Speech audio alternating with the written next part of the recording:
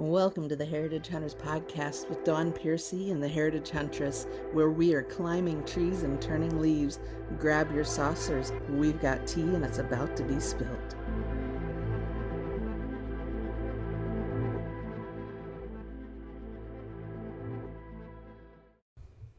Welcome back to episode 2. We are picking up where we left off in the Plantagenets. Right after Elizabeth York and King Henry VII, we've got the Rildofi Plot that came in and related family connections. Okay, so the Rildofi Plot happened in 1571. It was a major Catholic conspiracy to assassinate Queen Elizabeth I. Okay, and then also Mary Queen of Scots put her on the English throne. It was minded by Roberto di Ridolfi, an Italian banker, and the plot involved very powerful nobles and international figures. One of those nobles happened to be one of my greats, Thomas Howard, the 4th Duke of Norfolk. So now this was Elizabeth Grey, Lady Elizabeth Grey's son-in-law. So this is where this all ties in together. Okay, now I wanted to get into the family ties. Okay, I want it to be family oriented. I'm looking at this in a non-biased view because these people, if it wasn't for these people, I would not be here. I do not want to be where these people were, number one. So let's get that straight. I don't want to be where these people were. I'm going to put that straight right there and straighten that picture up for you guys too, that you guys are seeing. So, now Thomas Howard, the theory is, and that he was to marry Mary Queen of Scots, my other ancestor and my aunt, and become king. Okay. So this was supposedly the plot. Now the Pope, and King Philip II of Spain supported the plan, which called for a Spanish invasion of England, and the plot was uncovered by Elizabeth's spymaster, Sir Francis Walsingham. Norfolk was executed. My grandfather was executed in 1572. Now the plot directly involved descendants of Lady Elizabeth Grey. Okay, tying into where I am right now. So one of the most famous treason cases, it's one of the most famous treason cases of Tudor period. Primary historical links and sources I'm going to be attaching in the blog. There's books, there's articles, there is Wikipedias, encyclopedias, historic UK information. I'm going to link it all. Click away. It is an interactive blog, so you can just click away and it'll just go. And the Rildofi Plot was a conspiracy. Okay, so we're going to do the summary. Conspiracy in 1571 to assassinate Queen Elizabeth I of England, replace her with Mary Queen of Scots, a Catholic alternative to the Protestant Elizabeth. Okay, I've had other ancestors die over this as well, and we will get into that. It was one of the most serious plots against Elizabeth during her reign, and deeply tied to European Catholic efforts to restore Catholicism to England. And it didn't seem like it worked. So the whole summary. Who was involved? Roberto di Ridolfi, a Florentine banker and devout Catholic living in London who masterminded the plot. Thomas Howard, Grandpappy, 4th Duke of Norfolk, England's highest ranking noble, and cousin to Queen Elizabeth I. And he was secretly Catholic. He was secretly Catholic and engaged to Mary Queen of Scots. Now, this got Mary Queen of Scots imprisoned in England at the time, and she was to be freed and placed on the English throne. They have found my grandmother's letters, handwritten, the scroll, they found it. I'll probably look it up and see if I can get a link on that too. So, King Philip of Spain, he had a plan, relied upon him to send 10,000 Spanish troops to support a Catholic uprising. And Pope Pius V approved the plan, having already excommunicated Elizabeth in 1570. This gets heavy, and it's going to get heavier. I have had to learn to let strongholds go, because when I am learning about my ancestors for the first time, and I read something like this and what they went through and what was done to them, like Margaret Pole, which I will get into, oh my gosh, it rips my soul. It does. It leaves a mark. And it's hard not to feel, but I have to disconnect myself from it, because number one, if I don't learn from the history, I don't want to repeat their mistakes. Number two, I can release these strongholds. I do not have to keep these strongholds in my family and pass them on. Okay? Because of mental illness that runs in the family. I had a great-grandfather commit suicide. I had an aunt die in an asylum. I had 2 aunts die in an asylum, okay? It's real. It's real, and it's not fun. And mental health is wealth. Health is wealth. If you're not eating right, I suggest you eat right today. And this is not an eating healthy podcast, so we're going to get back to heritage. Maybe I will bring food in with the food and the times that they were eating then. That is a very possibility that I can do in the future. So remember the goal: overthrow Elizabeth I, free Mary Queen of Scots, marry Mary to the Duke of Norfolk, and return to England, Catholic rule under Mary and Norfolk, and Spanish and papal backing. What happened? The plot was uncovered before it can unfold, thanks to Elizabeth's formidable spy master, once again, Sir William Cecil, another grandfather, and Sir Francis Walsingham. Now, letters were intercepted and decoded. And then Norfolk was arrested and tried to treason, executed 1572 once again, and Mary Queen of Scots was spared at the time, but placed under stricter confinement. And she was not doing good. She had rheumatoid arthritis. She couldn't hardly walk. She was in a lot of pain. Her hair was falling out. And the connection, Rildofi himself fled England and lived out his days in Italy.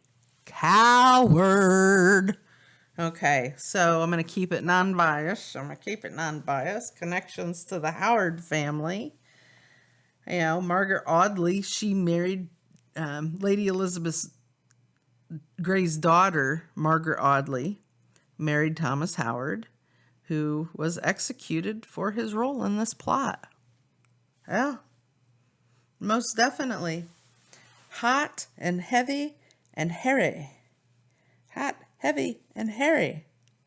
That's what I have to say about that. So, now the haplogroups at time that I will be covering include H1, H3, H5, H, V, O, and V. Okay. And now I've already covered these ones. All right. Now I will be covering I, J, K, N, T1, T2, U, U2, U3, U5, W, X, as well as R1A, R1B, G2, and a few others. I'll get more into that later. So, and like I said, if you don't know what haplogroup is yet, it is when you get your DNA tested, it will link you to a haplogroup of where your ancient origins originated from, okay? So, ancient origins and ethnicity are completely different. You can be Chinese genetically and go live in England, but because you live in England does not make you English. You're still Chinese. You're just a Chinese person living in England. So that's the same with a lot of Americans, and a lot of people don't understand that. So genetically, I am 90% Middle Eastern and 10% Caucasian. Okay, but I look white. I have a lot of African roots. I have Native American roots and Spanish roots and all these roots, but that's just ancestors and where they came from. right? So they all migrated. They ended up migrating and meeting in England mostly and Europe. They migrated, and that's ethnically where they stayed and adopted that culture and brought their culture in with it and tied it together. And that's how you get ethnicity. So, DNA wise, does that mean that I'm from that land that they migrated from, that they lived on last? No. Does that mean my genetic makeup is of something else and I just happen to be in the migration path? Absolutely. So I mark down white, but I can mark down Asian. I mark down just about anything because I'm mixed. So, and I'll break that down more too later. I want to get more into Lady Elizabeth Grey. That's what I want to get more into, to be honest. And with the Elizabeth of York timeline, I want to go over that more too. So the key figures all surrounding her once again was Edward IV, which was her father. Elizabeth Woodville is her mother. Edward V is her brother. Richard III is her uncle. Henry VII, Tudor, is her husband. Arthur, Prince of Wales, is her son. Henry VIII is her son. And her mother-in-law is Margaret Beaufort, Henry VII's mother. Okay. Henry VII's father is Edmund Tudor.